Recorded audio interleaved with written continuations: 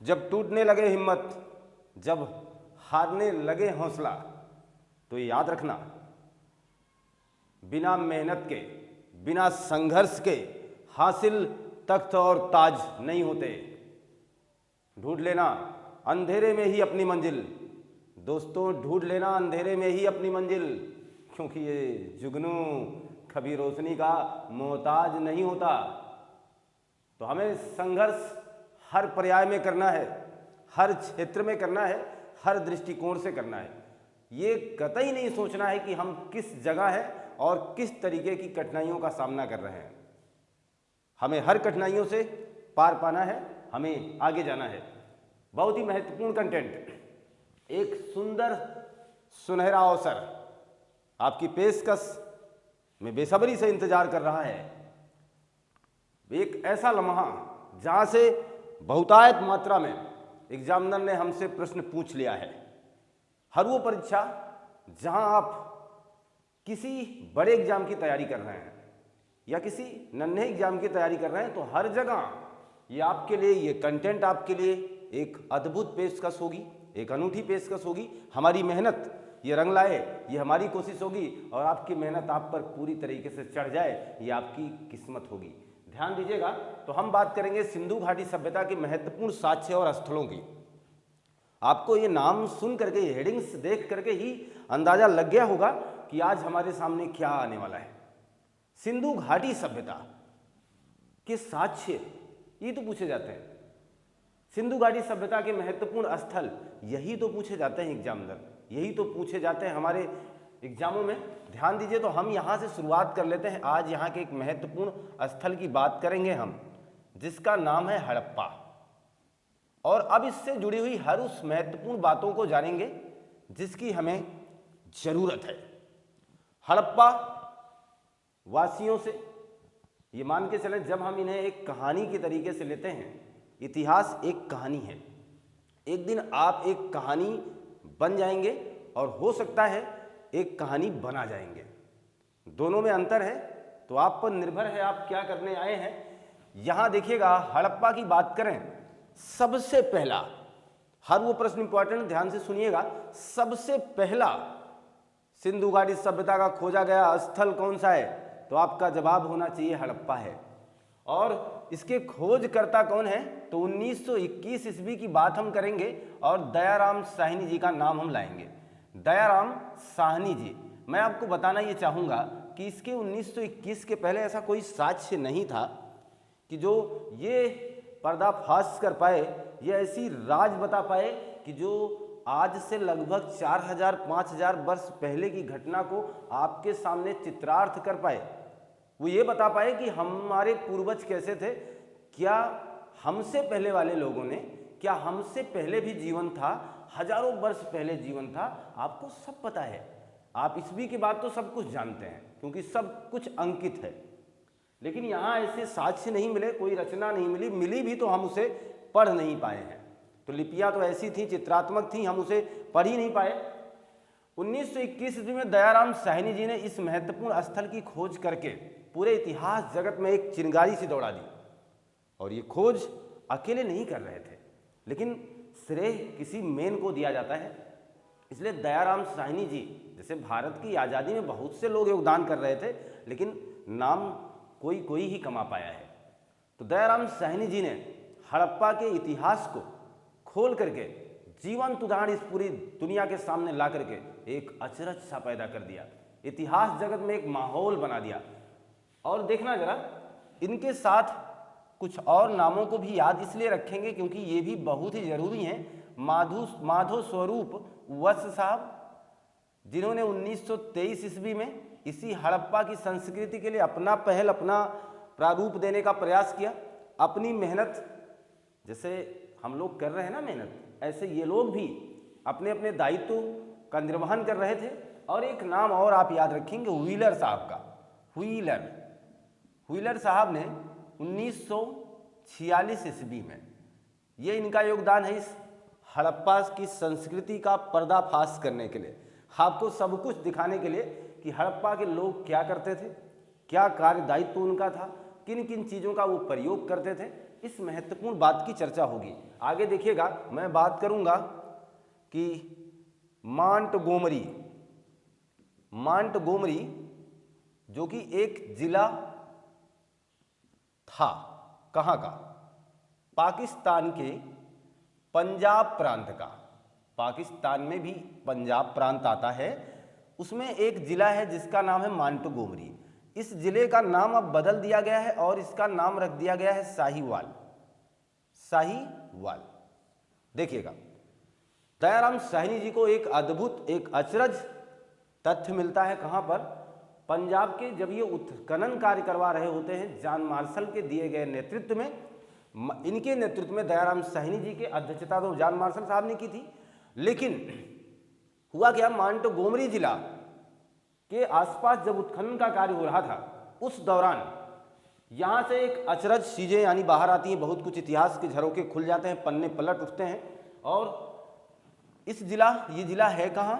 तो यह भी पूछा गया है। रावी नदी, ध्यान रखेंगे, रावी नदी के हर बातों को याद रखेंगे, बाएं तट पर। यह भी इंपॉर्टेंट है, एग्जामिनर सीधी बात करेंगे, रावी नदी के किस तट पर? तो बाएं तट पर।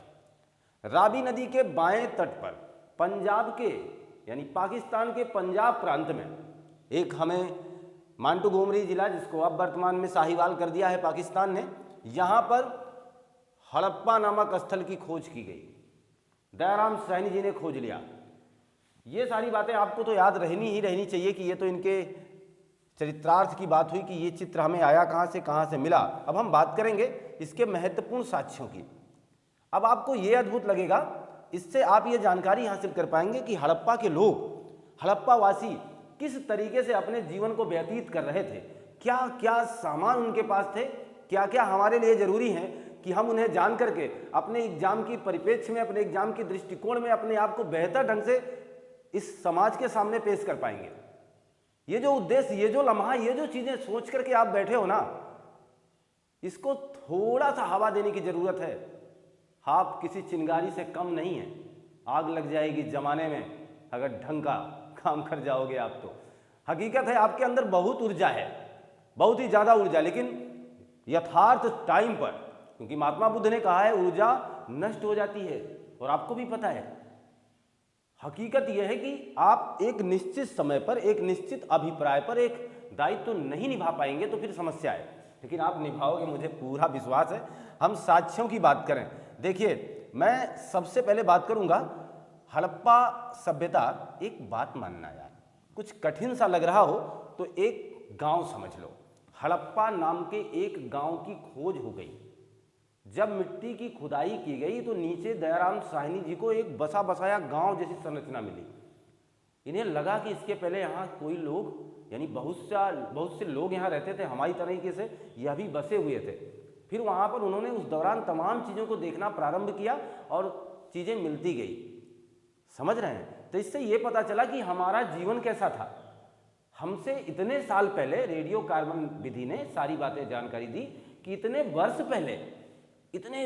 वर्षों पहले भी इस तरीके का जीवन था। अब समझ में आ गई बात। तो हम बात कर रहे हैं वहाँ के साक्ष्य की। तो उस गांव में ना, इस हड़प्पा नामक गांव में पश्चिम में एक दुर्ग बना था। पश्चिम में एक दुर्ग बना था, और ये दुर्ग किसके लिए बना था? तो आप कह सकते हैं रक्षा के लिए। अच्छा बात बताना, मैं अपने घर के सामने एक चहर दीवारी खड़ा कर दूं तो आने वाले कई साल में जब ये सभ्यता अगर बन जाए तो आदमी अपने अपने दृष्टिकोण से अलग अलग मतलब निकालेगा कि ये किस लिए बनाया गया था। हो सकता था इस पे कपड़े सुखाए जाते रहे हो सकता है ये अपनी रक्षा के लिए बनाए गए हो सकता है ना। तो ये एक काल्पनिक अवधारणा है। उस दुर्ग को देख करके वैज्ञानिकों ने, इतिहासकारों ने, जिन्होंने अपने जीवन को इतने समय से इसी इतिहास में खपा रखा है, मैं उनकी किसी भी बात को गलत साबित नहीं कर सकता हूँ। वो इसलिए क्योंकि मेरा योगदान इस क्षेत्र में कहाँ हो सकता है। उन्होंने बड़ी मेहनत की है और उन्होंने अपने रिसर्च से यह साबित किया है कि वो जो टीला है ना, वो टीला शायद में भी इन्होंने अपने रक्षा के लिए बनाया हुआ था। तो ध्यान देना कि पूछा जाएगा हड़प्पा सभ्यता में दुर्ग किस दिशा में था, तो पश्चिम में। किस लिए बनाया गया है, इसका प्रमाण क्या है, ये रक्षा के लिए बनाया गया था, अपनी सुरक्षा के लिए। ध्यान देना, इसी दुर्ग को मार्शल साहब ने माउंट एबी कहा है। देखिएगा, स्टार प्रश्नों का स्टार जकीरा लेके मुखातिब हैं हम आपसे, आपका एक भी पल इधर उधर होने नहीं देंगे। देखिएगा, मार्शल साहब ने माउंट एबी किसे कहा है कि पश्चिम में जो दुर्ग बना है हम उसे किस नाम से जानेंगे, माउंट एबी के नाम से जानेंगे। क्लियर है। आगे देखिएगा, यहीं पर एक श्रमिक आवास मिला।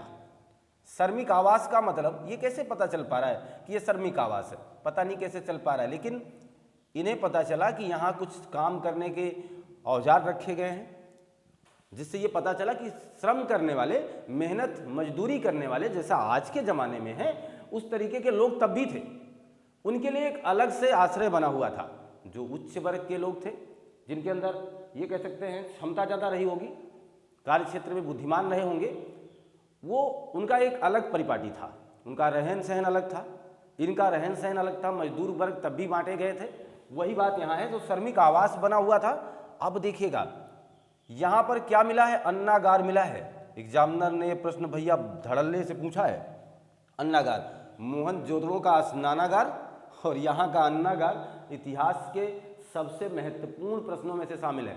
अगर आप 100 चिन्हित प्रश्नों की जानकारी हासिल करें, 100 स्टार प्रश्नों की बात करें, कहीं भी आप सर्च करें तो इनके नाम जरूर आएंगे। ये इतने काम के हैं कि इनके नाम जरूर आएंगे। तो याद रखेंगे आज से हम लोग कि अन्नागार हमें सर्वप्रथम कहाँ मिला, तो हमें अन्नागार का सर्वप्रथम साक्ष्य हमें हड़प्पा से प्राप्त हुआ है। ये अन्नागार दो लाइनों में बने थे इस तरीके से, एक लाइन इधर एक लाइन इधर। ये सारी बातें याद रखिएगा। इसमें भी 6 कमरे थे और यहां भी 6 कमरे थे।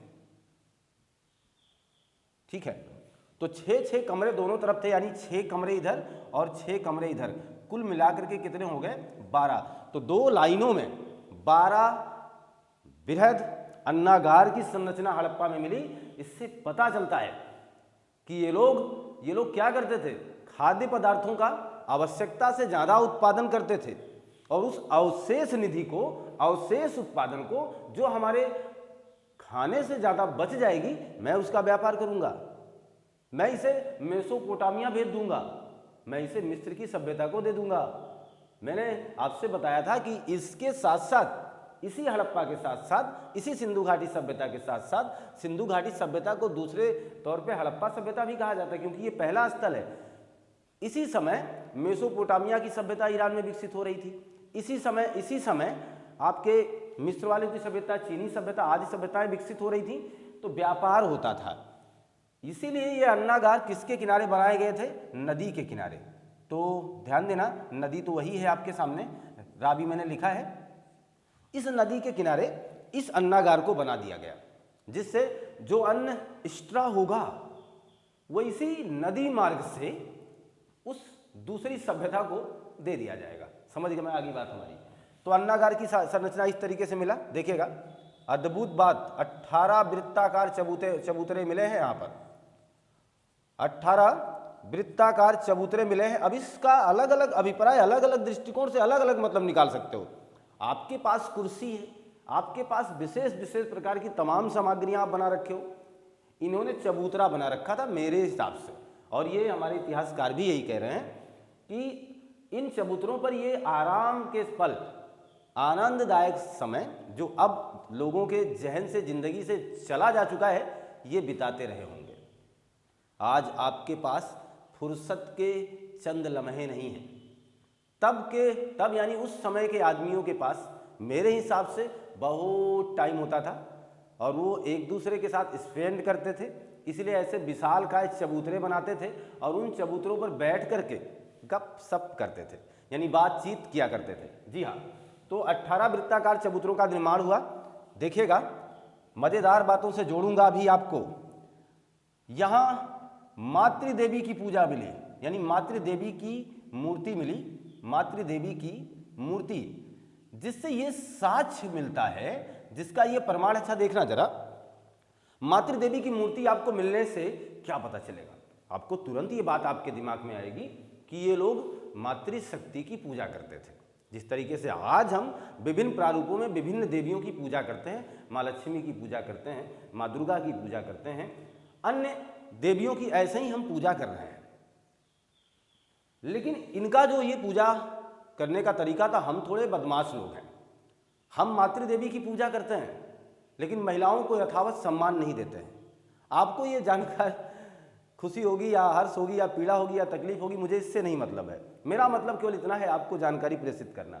आप समझ सकते हैं कि हम मातृदेवी की पूजा करते हैं, हम भी मातृशक्तियों में विश्वास रखते हैं, अलग अलग मातृशक्तियों का अलग अलग नामकरण कर चुके हैं, लेकिन फिर भी आपसे इस देश में महिलाओं को कितना अधिकार मिला है, इससे आप पूरी तरीके से वाकिफ़ हैं। बहरहाल अब धीरे धीरे अधिकार की सीमा बढ़ाई जा रही है, बढ़ जाएगी, चिंता करने की बात नहीं है। एक दिन ऐसा आएगा कि मातृदेवियों का ही शासन होगा। तो मातृदेवी की मूर्ति, स्टार प्रश्न है ये पूछा गया, एग्जामिनर पूछ लेगा, एग्जामिनर आपसे एग्जाम में। तो मातृदेवी की मूर्ति कहाँ मिली? तो हड़प्पा की सभ्यता में मिली। इससे ये पता चला कि इस समय की जो शासन थी वो मातृसत्तात्मक थी। मेरी बात अब आप समझ चुके होंगे। मातृसत्तात्मक का मतलब मातृशक्तियों का शासन था, यानी महिलाओं का आगे आना, महिलाओं की दी गई जुबान मेरे हिसाब से ज़्यादा वैल्यूएबल रही होगी। तो ये बात ये मातृदेवी की मूर्ति मानती है। तो इतिहासकार जाने क्या क्या हुआ क्या क्या नहीं हुआ, बहुत पुरानी बातें हैं। यहाँ भगवान शिव लिंग पूजन के साक्ष्य मिले, यानी इससे पता चलता है कि ये आराध्य देव की भी पूजा करते थे, यानी ये तब भगवान शिव को जानते थे। अद्भुत है ये चीज़, यानी इनको ये सारी जानकारी मिल रही है, इससे बेहतर और क्या हो सकता है। आगे देखिएगा तो लिंग पूजन के साक्ष्य मिले, पकी हुई ईंटों के साक्ष्य मिले हैं, पकी हुई ईंटों के साक्ष्य मिले हैं। आज आपके घर पे पके पकाए ईंटें लगाए जाते हैं, तो ये सोच करके गर्व मत करना कि आज हम बड़े डेवलप हो गए। ये लीजिए कितनी पुरानी भेंट है ये। तब ये पकी हुई ईंटों का प्रयोग किया करते थे। अद्भुत लगा ना आपको? तो पकी हुई ईंटें, या आपका एग्जामिनर थोड़े से अलग प्रश्नों से आपसे मुखातिब हो, जली हुई ईंटों के साक्ष्य पूछ ले तो बता दीजिएगा यही है। ठीक है, आगे देखिएगा शंख का बैल। शंख का बैल का मतलब ये हुआ कि एक ऐसे शंख की संरचना मिली जो कि बैल सादृश्य थी, तो ऐसे भी पूछा जा सकता है, ध्यान रखिएगा। आगे देखिएगा एक ऐसा बर्तन मिला है, एक ऐसा बर्तन है जिस पर मछुआरे का चित्र है। इससे पता चल रहा है कि ये लोग मछली पकड़ना जानते थे, क्योंकि वो पात्र पर ये जो कलाकारी की गई है, ये जो चित्रात्मक व्यवस्था बनाई गई है, इससे यह बात दूर दूर तक बड़े आराम से सिद्ध करने में आसानी है हमें कि आप मछली तो पकड़ना जानते थे, नहीं तो इस चित्र की कोई रूपरेखा आपके सामने आती ही ना। क्लियर है? आगे देखिएगा, मैं आप बात करूंगा अभिलेख वाली मोहरें, यानी ऐसी मोहरें जिन पर कुछ ना कुछ लिखा गया था, अभिलेख वाली मोहरें। आगे चल के देखेंगे ना आप, मोहनजोदड़ो सभ्यता में वहाँ पूछी जाएंगी मोहरें सर्वाधिक कहाँ मिली हैं, तो आप टिक करेंगे मोहनजोदड़ो। लेकिन अभिलेख वाली मोहरें की बात की जाएगी तो आपका वैकल्पिक व्यवस्था चुनाव रहेगा हड़प्पा, इसलिए इस पर विशेष ध्यान देना। अभिलेख वाली मोहरें सर्वाधिक मैं लिख भी दे रहा हूँ, कहाँ मिली हैं? यहाँ। आगे देखिएगा तांबे की इक्का गाड़ी, तांबे की इक्का गाड़ी कहाँ मिली है? यहाँ। आगे देखिएगा स्त्री के गर्भ से पौधा निकलता हुआ दिखाया, एक चित्र में ऐसा दिखाया गया है, पौधा निकलता हुआ, ये चीज क्लियर है। एक तो और बात आप जान लीजिए, पुजारी की मूर्ति मिली है, पुजारी की पत्थर की मूर्ति। साधु बाबा नहीं कह रहा हूँ, साधु बाबा कहूँगा तो मोहनजोदड़ो जाऊँगा। पुजारी की पत्थर की मूर्ति, क्लियर है ना? तो पुजारी के पत्थर की मूर्ति मिली है, साधु बाबा नहीं कह रहा हूँ। साधु बाबा कह दूंगा तो पक्का बात जान लेना मोहनजोदड़ो की बात कर रहा हूँ। यहाँ एक पुजारी की मूर्ति मिली है पत्थर की, इससे पता चलता है कि ये लोग पूजा पाठ में विश्वास करते थे।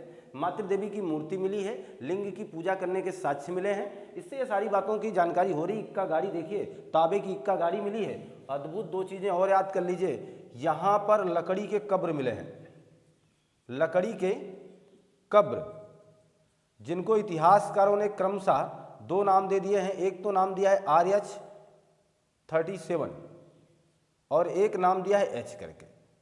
RH ना करके इसे R लिखिए, R37 और एक नाम दिया है इन्होंने H करके। तो ये कब्र किसके हैं? लकड़ी के कब्र हैं। ये कहाँ प्राप्त हुए हैं? ठीक यहीं प्राप्त हुए हैं। इस बात की कोई दिक्कत अब मुझे लगता है आपको होनी नहीं चाहिए। हम लोग हड़प्पा संबंधी महत्वपूर्ण साक्ष्यों की जानकारी हासिल कर चुके हैं। ये सारे पके पकाए प्रश्न हैं। पकी हुई ईंटों की बात करूं, पके हुए प्रश्न हैं।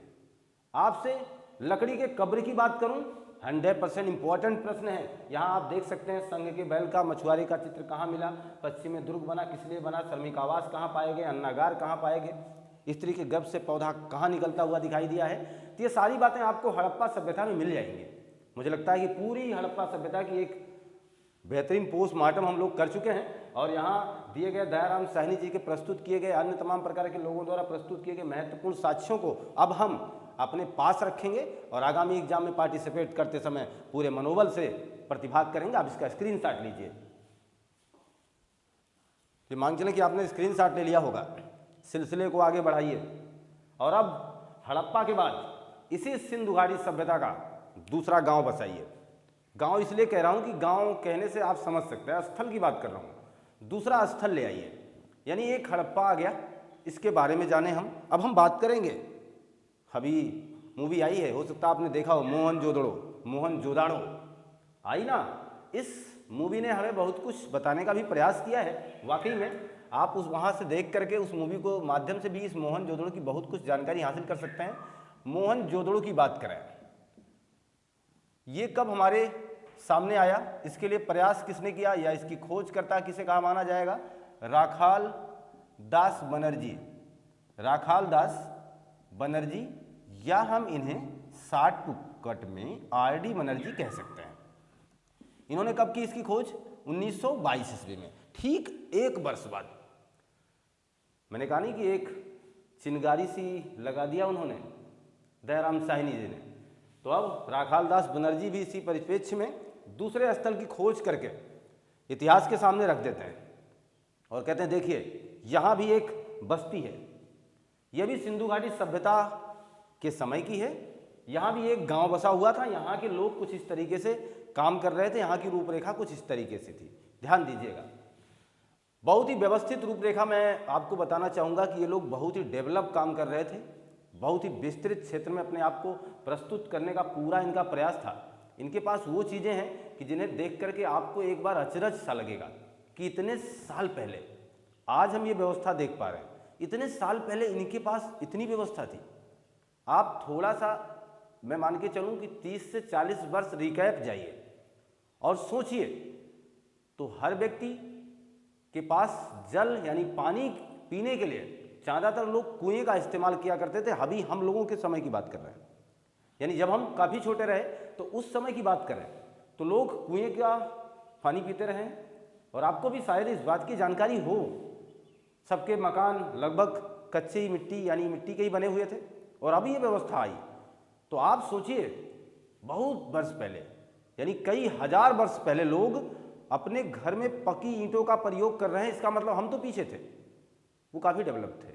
अगर उनकी सभ्यता आज भी चल रही होती तो वो बहुत आगे होते।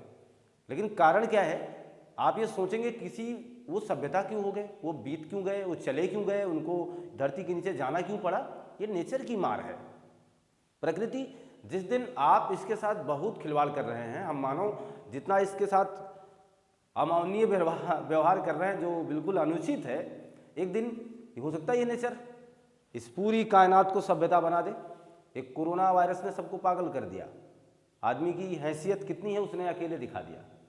तो चीज़ें वाकई में हैं, तो कुछ ऐसा हो जाएगा। ऐसी अवस्था में वो सब पलायन कर गए।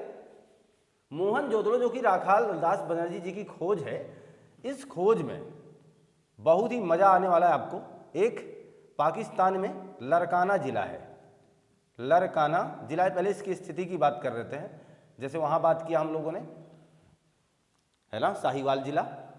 तो हड़प्पा की बात कर ले, रावी नदी के, ऐसे इसकी भी बात करेंगे, इसके भी कार्य वो क्षेत्र की बात कर लेते हैं। लरकाना ज़िला जो कि सिंधु नदी, कौन सी नदी?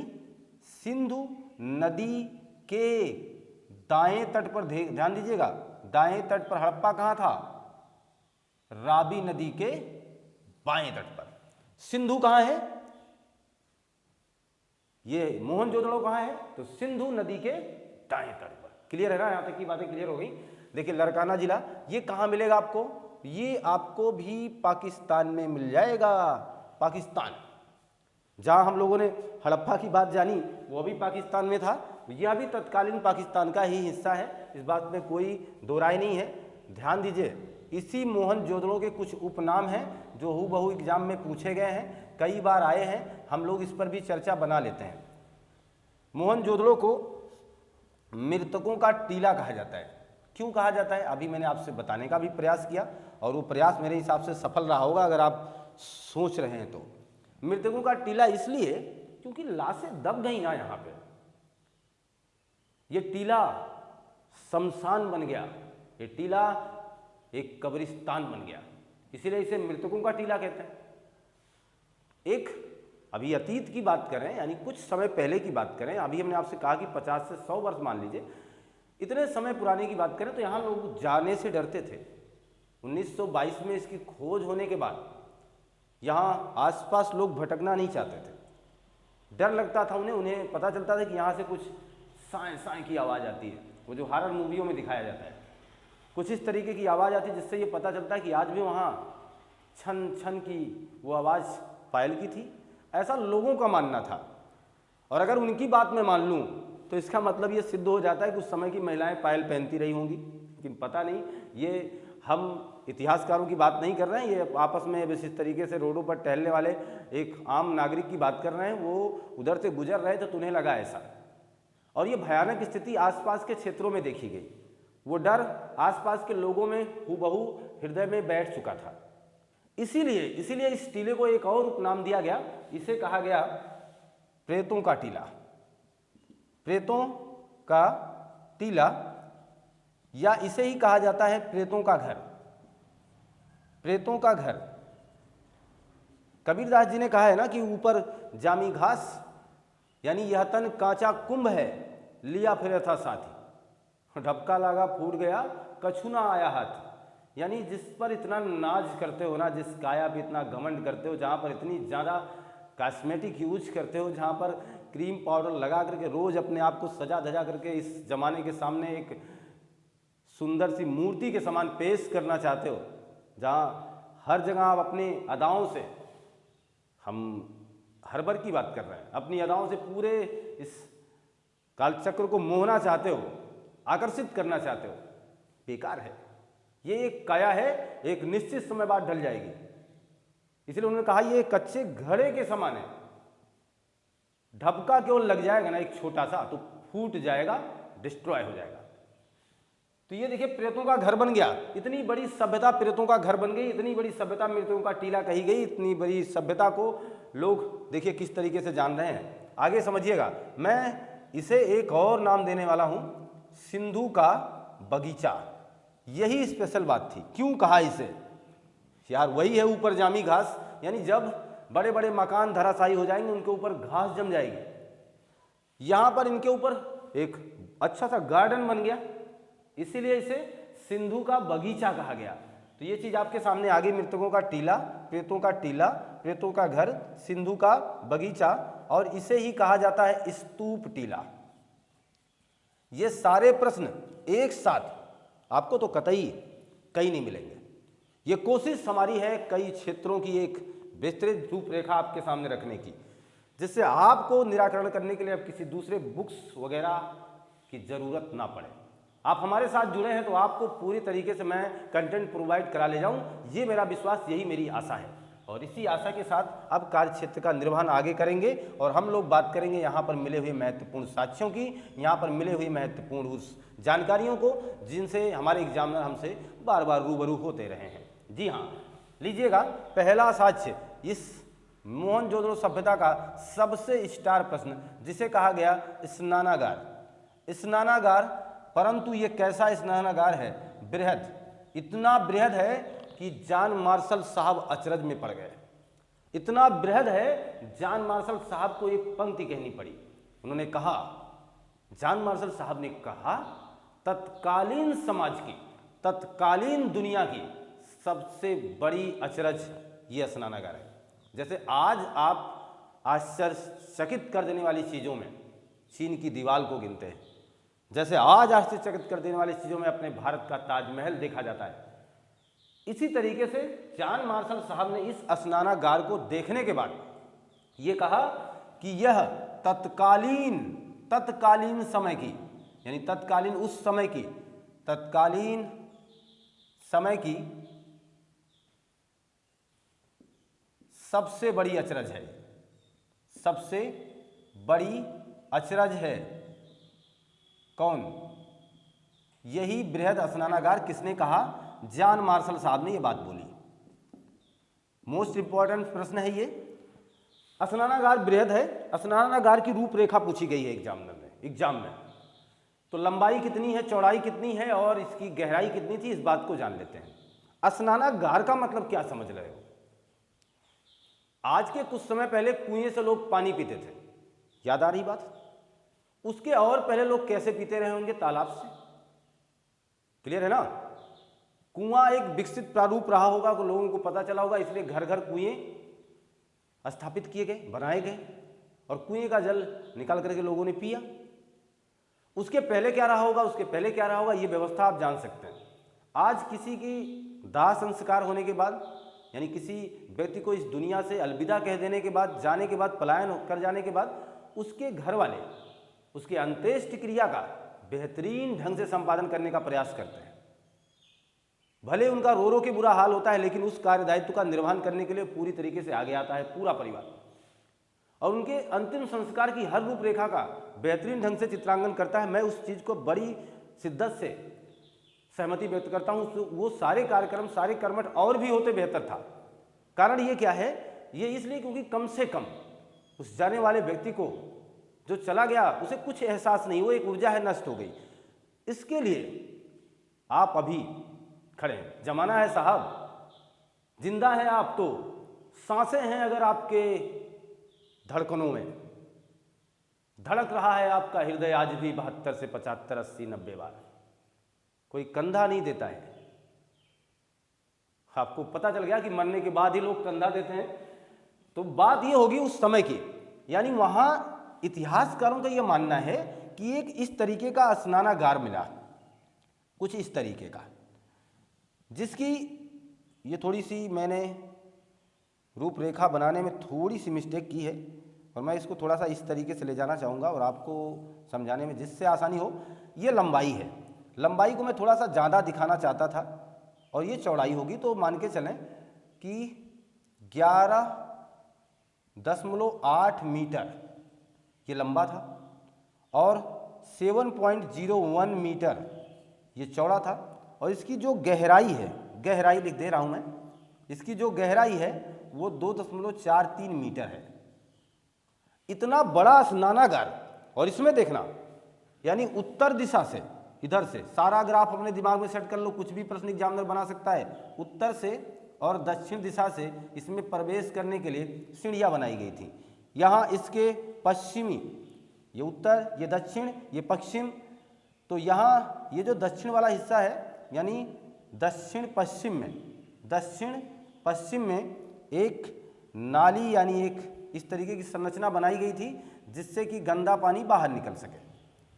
इतनी ज़्यादा अग्रिम सोच वाले लोग कि इतना अच्छा सा स्नानागार बना रखे हैं, तो इससे इन लोगों ने सिद्ध किया, हो सकता है या इसमें ये लगातार नहाते रहे हों, या ये हो सकता है कि किसी व्यक्ति के चले जाने के बाद इस बृहद स्नानागार में लोग नहा करके उसके अंतिम संस्कार का संपादन किया करते रहे हों। कुछ भी हो सकता है, परंतु ये स्नानागार था, यानी इसमें मेरे हिसाब से वो नहाने वाली ही कार्यशैली अपनाई गई होगी। क्लियर है? इन्होंने इस तरीके का, जैसे आप लोग आप स्विमिंग पूल वगैरह बनाते हैं बेहतरीन ढंग से, तो कुछ इस तरीके का उस समय का ये स्विमिंग पूल है, ये मान के चलो। इन लोगों ने भी अपने अपने संसाधन के हिसाब से स्विमिंग पूल बना रखा था। ये इस तरीके से आपके सामने आ चुका है। बृहद स्नानागार का साक्ष्य कहाँ मिला है? मोहनजोदड़ो से मिला है। तत्कालीन समय की सबसे बड़ी अचरज है, ये बात बोली है जॉन मार्शल साहब ने इसे, और अचरज क्यों है ये आप जान सकते हैं। अगर मैं बात करूं इस स्नानागार में पानी कहाँ से आता था, तो आप कहिए सर कुएं से। किससे आता था? कुएं से, इसमें पानी की व्यवस्था की जाती थी। जब ये पानी गंदा हो जाता था तो इस तरीके से दक्षिणी पश्चिमी रास्ते से इसको निकाल देने की व्यवस्था की गई थी। मुझे लगता है कि स्नानागार के बारे में आप पूरी तरीके से जान चुके हैं, हर बातों को समझ चुके हैं। अब हम बात करते हैं यहाँ पर एक दाढ़ी वाले साधु की। एक दाढ़ी वाले साधु की मूर्ति मिली है। वहां देखिए मैंने कहा एक पुजारी की मूर्ति मिली है, केवल पुजारी की मूर्ति बोला है। यहां एक दाढ़ी वाले साधु की, दाढ़ी था उनके पास। और इससे आज का जो मानवीय जीवन है 1921 में आप समझ सकते हैं, कोई व्यक्ति दाढ़ी वोड़ी रखता था ना तो लोग उसे साधु कहते थे। आज तो फैशन हो गई, उस समय कोई भी दाढ़ी रखता था तो उसे साधु बोला जाता था। इस हिसाब से राखाल दास बनर्जी जी ने ये देखा होगा तो उन्होंने ये कहा होगा ना यार ये तो साधु है, क्योंकि उस समय साधु ही कहा जाता था। तो एक दाढ़ी वाले साधु की क्या मिली है, मूर्ति मिली है। दाढ़ी वाले साधु की मूर्ति मिली है। अच्छा एक बात देखना, नटराज की मूर्ति कहाँ मिली है? अगर ये पूछा जाए तब क्या बताओगे? नटराज की मूर्ति अगर पूछी जाए तो आपका जवाब होना चाहिए हड़प्पा में। ध्यान देना, नटराज का मतलब भगवान शिव की वो नाचती हुई मूर्ति कहाँ मिली? हड़प्पा से। एक दाढ़ी वाले साधु की मूर्ति कहाँ मिली है? मोहनजोदड़ो से। क्लियर है? एक सींग वाला जानवर, ये आपकी मूवी में फिल्माया गया है। एक सींग वाला जानवर, ये लास्ट में दिखाया गया है, एक सींग वाला जानवर। यहां देखिएगा पशुपति की मुहर, पशुपति की मुहर मिली है। और यहां पर चांदी की मुहर मिली है। और सर्वाधिक अभिलेखों वाली मुहर कहाँ मिली है? हड़प्पा में। इसलिए मैंने कहा मुहरों से क्वेश्चन आते हैं भैया। तो चांदी की मुहर कहाँ मिली है? यहां मिली है।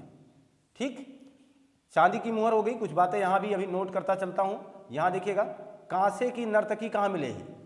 कांसे की नर्तकी, एक लड़की ने अजीबो गरीब पोज दिया है, आप देख पाएंगे उसे। एक लड़की ने कुछ इस तरीके से पोज दे रखा है। आज के ज़माने में वो हमारे 1921-22 के लोग ये जरूर सोचने के लिए विवश हुए होंगे, क्योंकि इस तरीके का तब कोई सेल्फी का प्रोग्राम नहीं था। आज जिस तरीके से सेल्फी लेने के लिए अलग अलग अंदाज में अलग अलग तरीके से पोज दिया जाता है तो लोग एक बार ये समझ जाएंगे कि क्या है, नाच रहा है। लेकिन तब की बात थी, उस समय की बात थी। तो हमारे इतिहासकारों ने जब ये देखा तो उन्हें लगा कि ये एक कांसे की नर्तकी है, कांसे की मूर्ति है जो नाचते हुए दिखाई गई है। तो हमने लिखा भी ये कांसे की नर्तकी की एक मूर्ति है। कांसे की नर्तकी ये मैंने लिखा है, तो मूर्ति समझ लीजिए कांसे की मूर्ति है। आपको पता है कांसा तांबा टिन से मिलता है, बनता है, तो कांसे की नर्तकी की एक मूर्ति वहां मिल गई। क्लियर? तो ये पूछा जाएगा आपसे। आगे देखिएगा, मैं अलग प्रश्नों की बात करूं, यहां पर मलेरिया रोग के साक्ष्य मिले हैं। किस रोग के? मलेरिया रोग के साक्ष्य मिले हैं। यहां पर भूकंप के साक्ष्य मिले हैं। यहां पर सर्वाधिक जनसंख्या होने के प्रमाण मिले हैं। सर्वाधिक जनसंख्या होने के प्रमाण मिले हैं। यहां पर पुरोहितों का आवास मिला है। पुरोहित समझ रहे हैं ना? पुरोहित का मतलब वही मैंने आपसे कहा कि संभ्रांत परिवार, संभ्रांत यानी उस समय के उस युग में श्रेष्ठ माने जाने वाले लोगों को पुरोहित कहा जाता था, जिनके दिशा निर्देश से इस समाज के तमाम प्रकार की क्रियाओं का संचालन किया जाता था, आज भी किया जाता है। तो ये पुरोहित लोग थे, इनके लिए अलग से आवास बनाए गए थे। सर्वाधिक जनसंख्या यहाँ रह रही थी। मलेरिया भूकंप के यहाँ प्रमाण मिल चुके हैं। मेरे हिसाब से सारी बातें आपके स्क्रीन पे मैं क्रमबद्ध तरीके से सजाता चला गया हूँ और इन बातों को भी आप जान पाए हैं। ये रही मोहनजोदड़ो की अद्भुत पेशकश। मोहनजोदड़ो यानी मृतकों का टीला, मोहनजोदड़ो यानी प्रेतों का घर, मोहनजोदड़ो यानी सिंध का बगीचा, मोहनजोदड़ो यानी स्तूप का टीला, जिसके इतने उपनाम हैं। जहां कांसे की नर्तकी की मूर्ति मिली है, जहां एक सींग वाला जानवर दिखाया गया है, जहां पर एक साधु की मूर्ति मिली है जिसमें दाढ़ी है। हरी बात समझ में? ये सारे स्टार प्रश्नों की खूबसूरतियां आपके सामने हैं। स्नानागार, बृहद स्नानागार, उसकी व्यवस्था आप देख पा रहे हैं, लंबाई चौड़ाई और उसकी गहराई के बारे में आप परिपेक्ष पूरी अपने दिमाग में सजावट बना चुके होंगे। पशुपति जी की मुहर मिली, चांदी की मुहर मिली और सर्वाधिक मुहरें अभिलेखों वाली तो हमने आपको हड़प्पा में बताने का प्रयास किया। नटराज की मूर्ति जो कि हड़प्पा में मिली, इसका भी आपके सामने मैंने चित्रांकन कर दिया है। आप इसे अपने मस्तिष्क में पूरी तरीके से अंकित करने का प्रयास करें। आगामी आने वाली परीक्षा में आपको सफल होने से कोई रोक नहीं सकता है, क्योंकि हम जो कंटेंट लाए हैं, हम जो कंटेंट लेकर के आपसे मुखातिब हैं, यहाँ आपको दूर दूर तक फिर दूसरे भी किसी कंटेंट को पढ़ने की आवश्यकता नहीं पड़ेगी। ये मेरा विश्वास और मेरा आपसे वादा है। आप इसका स्क्रीनशॉट लीजिए।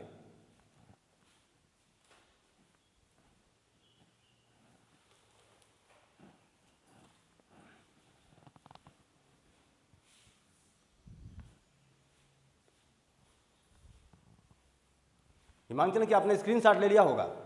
ये जो बेहतरीन कंटेंट, ये जो अद्भुत पेशकश आपके सामने मैंने रखने का प्रयास किया है, आप ये मान के चलें, ये जो पार्ट 7 है प्राचीन इतिहास संबंधी, इसमें जहां हमने मोहनजोदड़ो और हड़प्पा के बारे में थोड़ा सा विस्तृत जानने का प्रयास किया है, आगे आने वाले कालीबंगा, लोथल, ऐसे जो महत्वपूर्ण स्थल हैं उन पर भी चर्चा होगी, परंतु वहाँ इतने ज़्यादा आपको प्रश्न नहीं मिलने वाले हैं, वहाँ इतनी ज़्यादा चीज़ों की खोज नहीं हुई है, या वो कह सकते हैं इतने ज़्यादा इम्पोर्टेंट नहीं थे। इसलिए सारा समय या सारा रोल अदा करने का जो हमारा प्रयास रहा इस क्षेत्र में रहा, इस परिपाटी में रहा, और हम लोगों ने वो कार्यदायित्व का निर्वहन किया है। इस पार्ट 7 के बजाय पार्ट 8 में हम देखेंगे सिंधु घाटी सभ्यता के अन्य महत्वपूर्ण स्थलों की बात करेंगे, वहाँ से मिले हुए अन्य महत्वपूर्ण साक्ष्यों की बात करेंगे। कम से कम 7 से 8 स्थलों को पढ़ने का हमारा प्रयास रहेगा, क्योंकि वहाँ से एग्जामिनर ने हमसे प्रश्न पूछने की काफ़ी बार जुर्रत की है।